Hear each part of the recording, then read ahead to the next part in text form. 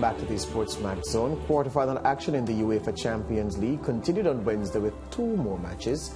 At Stamford Bridge, holders Chelsea hosted Real Madrid in a repeat of last year's semi-final. We have highlights. Real tenacity from both sides in the opening 10 minutes here. Clever from Benzema. And there's a chance for Vinicius Junior here. And he's hit the bar. Rudiger. In towards Mason Mount. He did get between two defenders. Benzema saying chase that again to Vinicius Junior. Benzema coming in and scoring again. What a season he's having. What a great goal for Real Madrid. But he's beaten Mendy fairly easily with that header. Absolutely brilliant from him. His purple patch continues. Casemiro. And Modric finding space. Valverde, Vinicius making a run in from the opposite flank. And Benzema's there again. Oh, can you believe this? Surely there is no better striker in the world of football at the moment than Karim Benzema. James. Jorginho, it's a clever ball for Havertz.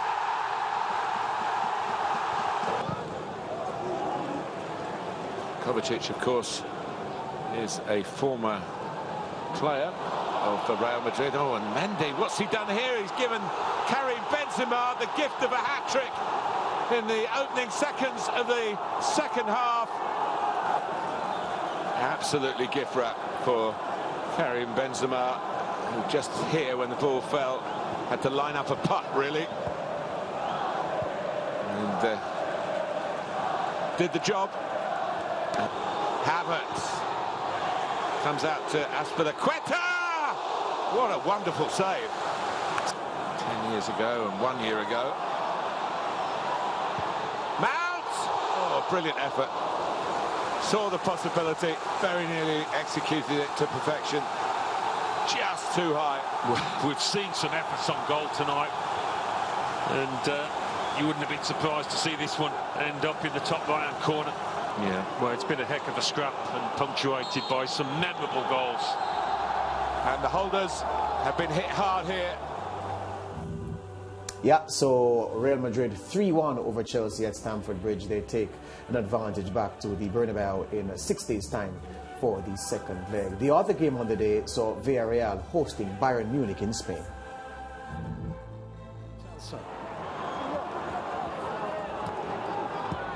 Gerard Moreno back into Giovanni Lo Celso. Interesting, great little ball back, it's in. The flag might go up. Danjuma celebrates, and the flag has stayed down. And Villareal have the lead inside 8 minutes. It's a strike that may be just flashing wide of the far post, but Danjuma's there to side foot Villareal into a really important lead. Parejo, clever run, good ball to Coquelin. Gerard Moreno, it's gone in. Coquelin scores for Villareal, who lead by 2. The ball's worked wide for the cross. Oh, he might be offside. It might well be. Gerard Moreno. Decent hit, and it's hit the post. So unlucky. Just past the hour mark. They're trailing by a goal to 0. It's well cleared. Danjuma turns it further forward, but there are no yellow shirts there. Oh, Manuel Neuer's ball is cut out. Does he go for goal? It's bending wide off the post from Gerard Moreno. Speared through Kingsley Coman. Lewandowski's in the middle, and Coman drives forward and looks for Giovanni Lo Celso. Upamecano is with him. Lo Celso has support. Pedraza!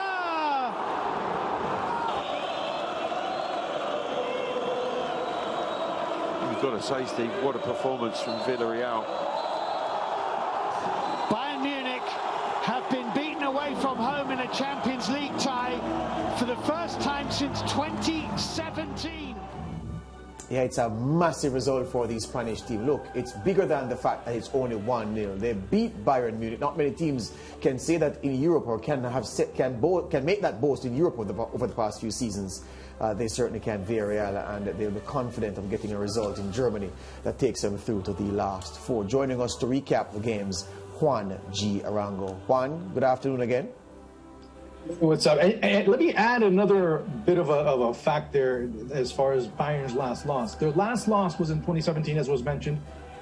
It was against PSG, coached by Unai Emery. Yeah, that's a run that if we include today's game, that would be a run of what, 18 games between losses for Bayern Munich on the road. Yes. In the Champions League. On the road. Yeah, it's a frightening statistic. It shows you just how good Villareal were today. So let's start there. Let's start in Spain, Juan. Let's start in Spain. Leave the main course for after. Because we spoke about the tactical efficiency of an Unai Emery team, and how one thing we were sure of is that Villareal will be tactically set up to blunt Bayern and their potency, led by Robert Lewandowski. Yeah. And so it proved. The 1-0 result, Juan, more than anything else, perhaps was not in keeping with the run of play, because Villareal would have felt that they should have scored at least one more. 1, maybe 2, maybe even 3, if you start really looking at the opportunities, and one that was called offside.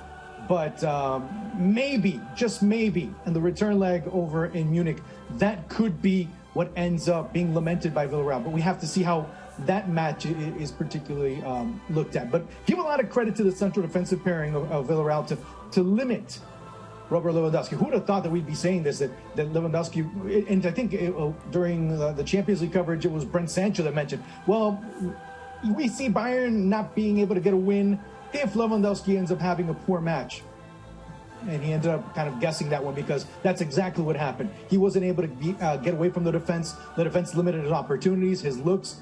And you have to give a lot of credit there, especially to Unai Emery and his team, to be able to execute that part of the game plan. Yeah, and just one thing before I pass it on to my colleagues, I wanted to highlight for the benefit of the viewers. For those who would have thought that, well, if Villareal beat Bayern Munich 1-0, then it must have been a defensive masterclass. Not so, because the key stats from the game, Juan, Villareal had 1 shot on target, the goal from Danjuma. Bayern had 4. In terms of shots off target, Bayern had 8 shots off target. Villareal had 6. Blocked shots, Bayern Munich had 10 blocked shots. Villareal had 4. So they were giving as good as they were getting in the main. And then listen to this stat now, Juan.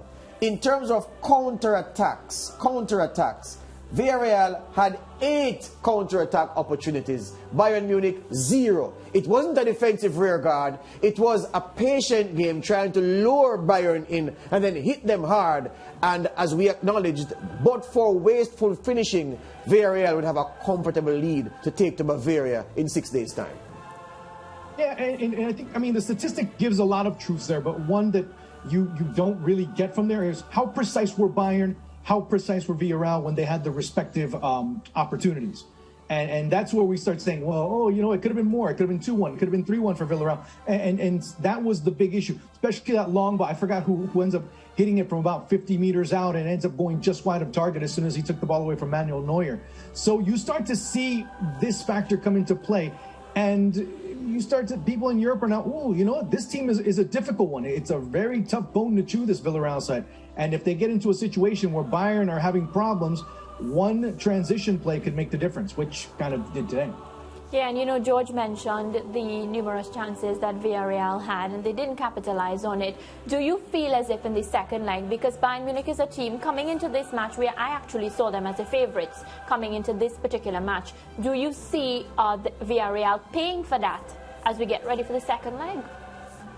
You know what? If we look at how Bayern have come out of the gate if we look at the last series against Salzburg, they end up drawing away from home. So the results, have they gotten them? Not really.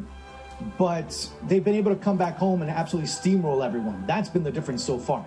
Can Villareal be able to plant themselves, establish the conditions of the game early on, and appeal to Bayern's nerves, appeal to Bayern and their necessity to have to go forward, because obviously a 0-0 result ends up favoring the visitors. That's, again, part of the strategy that's going to have to be implemented by Unai Emery. And can he do it once again? The answer, based on his track record, is probably yes. Juan, can we switch over to the Real Madrid result now? Because I saw your coverage earlier on with George in the live coverage, and both you and Brent had given Chelsea the edge to win this match. Are we underestimating the quality of Real Madrid's game at the moment? Because since mid-February, they've won every single game they've played, with the exception of El Clasico, when they were under strength and Barcelona beat them. No, I think it was more overvaluing Chelsea and what they can do, and collectively they didn't. You saw a very one thing that was being talked about, at least in the Spanish press, was that Carlo Ancelotti's son was trying to overcomplicate things against Barcelona in the Clásico, and part of the reason why his team ended up suffering the fate that they did. Facing a team that's able to stretch you out, facing a team that's able to move the ball around a bit quicker than Chelsea were able to today. So keeping all that in mind, Carlo Ancelotti comes back at the last minute, which ends up being a boost for the team and their morale.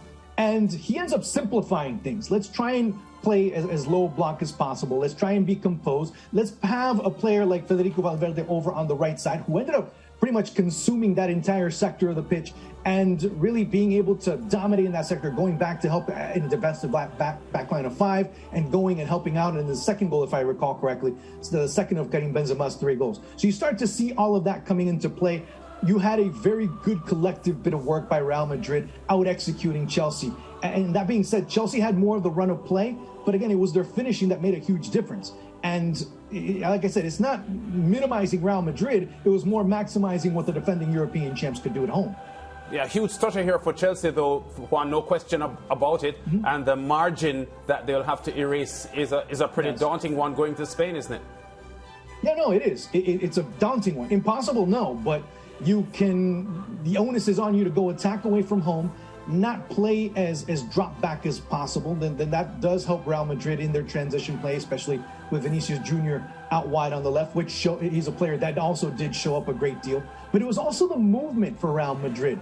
You saw Mendy at times just bomb forward. Toni Kroos would move into his position. So you saw good rotations. And in that first goal by Benzema, if you go back all the way to when Madrid had the ball in the middle of the pitch, or even on their half of the pitch, you see Karim Benzema switch back and forth, weave in and out of the play at least 2 or 3 times before he ran into space. So you start to see what kind of a difference he makes. He's not just, as I mentioned during the halftime, he's not just a goal scorer par excellence. He's also the one that maximizes his teammates. He's also the one that pushes forward, and he's also the first line of defense. Yeah, and Juan, as we are on the topic of Karim Benzema, earlier today, just a short while ago, as soon as the match ended, on the Real Madrid Twitter page, they basically had his occupation as the best number 9 in the world. What say you?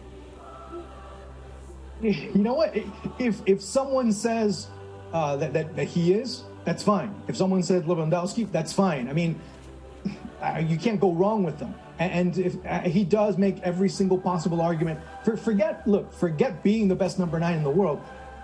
Player in the world could be also. So let's even start making that argument for him. Because if Real Madrid does go deep in this tournament, or deeper in this tournament, and ends up winning the league, and maybe even towards the end of the year, France does end up winning the World Cup with him on the team, he's a sure shoo-in for the Ballon d'Or.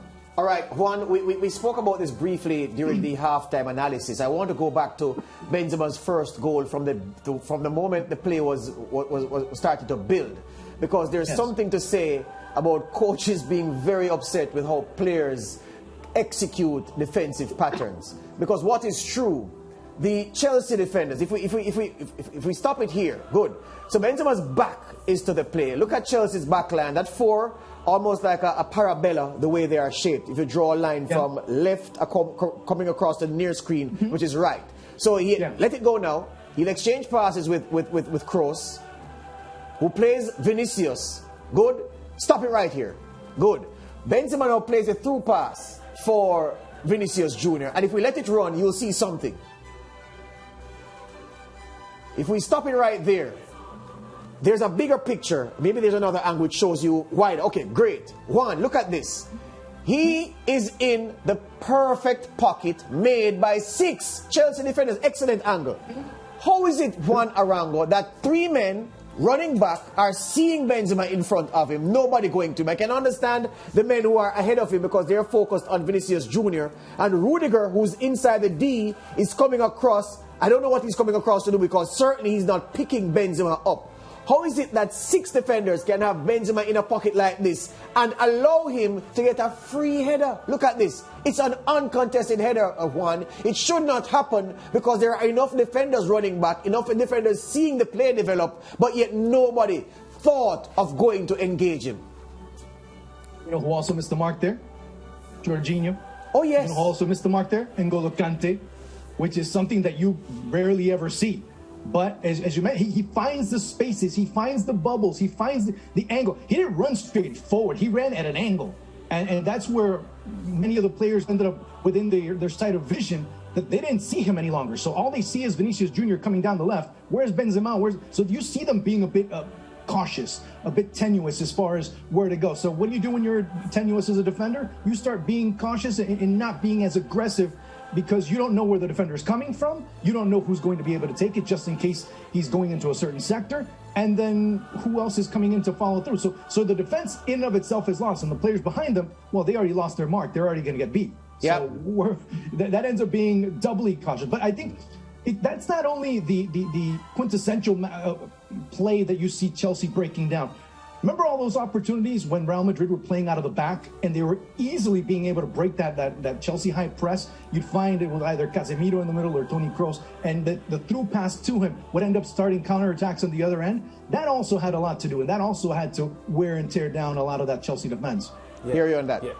I heard one, and I heard you, George, and I want to make the point quickly that, George, your point is taken about the defenders not being alert enough. But this is where you give credit to the forward, because when Benzema played that pass, he darted. In my younger playing days, my coaches always told you about forwards darting, and he darted from an almost stationary position, so it was almost impossible to track him. And I think Benzema has to take as much credit for the goal in positioning himself as you would criticize the defenders for not following him. Yeah, but the point... If you look at the goal again, you'll see what I mean. Yeah. That's absolutely true. What I'm just saying, the 2 defenders, the 2 men who are tracking back, Jorginho and Kante. Yes. Christensen is ahead of the ball because he's focused on Vinicius, along with Reece James, who's tracking back. Rudiger is the man, is almost the spearman coming across to the D. Rudiger has to run towards Benzema. That's the point I'm making. So, of course, I'm crediting Benzema because he's very clever. Look at Rudiger. Who is Rudiger picking up? He's in the D. Rudiger is the man in the D right there. Who does he come and engage? Because Benzema is away from Jorginho, who's to his right. And I'm saying in this circumstance, it is very, very poor defending, but it's also a very clever forward play to know to hold the run enough to be able to do that. True. Yeah. But going back to both of your points, everything you guys have said is valid. One of the things that was being talked a lot in Spain leading to this match is how vulnerable Chelsea can be at the back. And not only how vulnerable Chelsea can be at the back, it's also how do you beat N'Golo Kante and Jorginho and everyone in the middle for Chelsea, and finding a pocket of space in which they have to track back and put themselves in a situation where they have to maybe even commit a foul. So you end up seeing a lot of these factors come into play. It was tenuous defending. It was losing track in reference of a man. It's all of these things that defensively were caused, as Lance said, by the player. Because let's be honest, Lance, there's very few players that are doing those types of motions in world football. Karim Benzema's doing it. It's basically a lost start because many of those number 9s or those players that play at a striker position no longer do that. It's very back and forth, very east and west, very north and south, and you don't see those angles being made by forward nowadays. Excellent. Thank you very much, my friend. All the best. Take care. Thank you. That's the segment.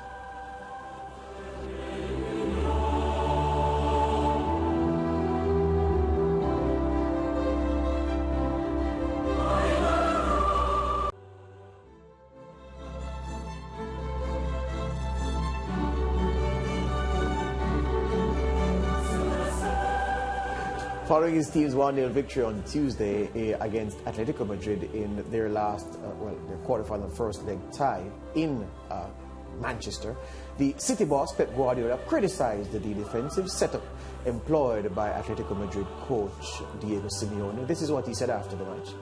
Simeone, has put Griezmann on the far right and Joao Felix on the far left, and they've gone 5-5-0, 2 lines of 5. In prehistory, today and in 100,000 years, it is very difficult to attack a 5-5. There are no spaces. So team, of course, Atletico did not have a shot in the entire match. I don't mean that they didn't have a shot on target. They didn't have a shot at all. The first team in the history of the knockout phase of the Champions League to play an entire game without registering a shot. So, is Guardiola onto something, or should he have just kept his counsel and seek to work on winning the game, finishing the job in the second leg? If I was Pep Guardiola, I would have, just be quiet, let the football do the talking and whatnot. But we know how Pep Guardiola is, and coming into the match, he seemed to be talking a lot. So he's basically just explaining the fact that, he felt as if it was a bit unfair because they didn't have enough space, and he just started to make give a lot of explanations for something I felt didn't need an explanation. Yeah, I'm not sure if I was in his position I would have said anything about it, but Pep is a strategist, and it could be that he is thinking beyond what we are seeing, and his comments could trigger some kind of reaction from Diego Simeone with regard to what he does in the return game, which Pep might think would suit him. So I'm not putting it past Pep to be playing a chess game here, mentally on Diego Simeone and the Atletico Madrid side. Yeah. Fact is, though, that two ways you can look at it. One, if he's saying it to draw Atletico out of their shell. Yes. I mean, they're 1-0 down, they're going home, they're going to play a little bit more expansive. Well, not a little bit more expansive. They're going to be expansive. They weren't expansive at all at the Etihad. So they'll be more front foot in Spain for obvious reasons, because they have to get a goal back to start the comeback. That's one. So he could be saying this to bring them out like that. But at the same time, what he said, Simeone could say, oh, so I confirm what we suspected. You don't like 5-5-0. We're going to give you more 5-5-0. So it could work that way. But I think Pep is genuinely upset about teams being defensive. He has form where he has criticized coaches and players for being defensive in their approach to countering his Manchester City in the past. There was a famous incident a few years ago when Man City were playing Southampton in the English Premier League, and Southampton put all 11 players behind the ball for the entire game, made it very difficult to City, who I think won it very late. And when the game was finished, Pep Guardiola, of course, ran onto the field to congratulate his players for finally breaking Southampton down. And he held on to an opposing player, Nathan Redmond it was, and was giving Redmond a very, very animated lecture. He was doing this, and people were wondering, well, what the hell could the opposing coach be saying in such an animated way to an opposing player? When they finally got hold of Redmond and said, well, what was Pep saying to you? Yeah. Redmond said effectively, well, he was saying to us that I'm a better player than what I displayed out there today, because Redmond is an attacking player who defended for the whole game. So effectively Pep was saying to him, Nathan Redmond, you have the qualities to be an attacking player. Why did you spend the whole game in an attacking shape? You should have let your talent defensive shape. Defensive shape. Yes. But therein lies a problem now, because Redmond's coach gave him some instructions, and Pep was telling him that, well, the instructions were rubbish. You stifle your own talent, you should have attacked. Kill Pep dead. He believes that he has the best advice for all the players, and I get that based on how he's always commenting on everybody else's game. Yeah. So there you go. So there you go. So the point is that the man has a philosophical problem with defensive football, anti-football, and that's why he vented. He knows what Atletico will do next week. Everybody knows. The whole world knows. It's whether or not they can stomach it, because Atletico are going to be opening the throttle a little bit more because they have to get goals. Yeah. Okay, well, European football will be continuing on Thursday on your home of champions as the quarterfinals of the Europa League get underway. Let's have a look at the 4 matches slated for Thursday. RB Leipzig at home to Atalanta. Barcelona travelling to Eintracht Frankfurt. West Ham United at home to Lyon. And SC Braga taking on Rangers. There's no doubt that of the 8 teams remaining in the competition, Barcelona look to be firm favourites at the moment to win it all. And I would say 3 or 4 months ago, Mariah George had lost faith in her beloved Barcelona, but I think she's getting some faith back. I didn't lose faith, it's just that I couldn't be dumb either when we were analysing the teams, because nothing around the Barcelona setup had showed me that, you know, there were potential. Remember Ronald Koeman, all the off-the-field issues. So many things were just going on that I couldn't really concentrate on Barcelona, and there weren't any positives when it came to their performances as well.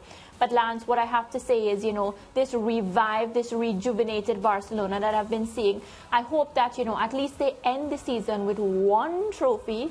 I mean, it may not be the one that they're accustomed to getting, but it's better than nothing, especially based on how we started. Yeah, George, you were on record as being sympathetic, a sentiment you hardly ever portray, but to Ronald Koeman, who you thought took a lot of unnecessary flack. We see that he's been reappointed, or he will be reappointed, the Netherlands coach to replace Louis van Gaal after the World Cup. So Koeman still has his reputation intact, returning to a top team in Europe. Yeah, and it's a good job. Look, the Dutch FA must be commended because he walked out on them to take the Barcelona job. Yes. They understand the allure of Barcelona, one of the most favoured captains in Barcelona history, Ronald Koeman. European Cup winning goal from him, playing in his defensive position, an expert freak. Look, a Barcelona hero. So they understood that he could not turn down the job of his dreams, and so they accepted him walking out. So to take him back after not a long time with the wound still raw is very good of the Dutch FA. Good people there, and I'm very happy that they've given him a shot because he didn't deserve what he got at Barcelona. Barcelona did not stink the joint up because of Ronald Koeman. It was everything happening around him, not wanted, not respected by the president and by the hierarchy of the club. And the incoming president made it clear to all that I'm going to get rid of you as soon as I get in. And when he got in, he said, look, the only reason this man has a job is because I can't afford to fire him. And every bad result, will he be fired? Will he not? Fired on a plane in front of the players. Koeman said the thing that hurt him the most was that when he was sacked, the players were hearing everything the president was saying to him in firing him. So they didn't treat him like a human being. I'm happy the Dutch FA are doing so and have done so, and apparently will continue doing so. Yeah. Heavy favourites then to win the Europa League? Barcelona. Yeah. Yes. And that's the problem I have now. Before now, nobody was paying attention to what Barca was doing. Oh, it's a rebuild. All of a sudden, and the bandwagon has gotten heavy once again. The pressure on the players now. Previously, teams were taking them on toe-to-toe and getting hurt. Yes. I'm not sure from here if teams are going to be playing them front foot. And let me see if they have the characteristics and the character to break teams down who are intending to sit deep and go 5-5-0 like Atletico Madrid and try to pinch the result from them. Now is where it gets tricky for them. Yeah, we still have a lot more football to talk about here on the SportsMax Zone. English Premier League action. Frankie Lampard's Everton in action today. In a moment, we'll hear more about that.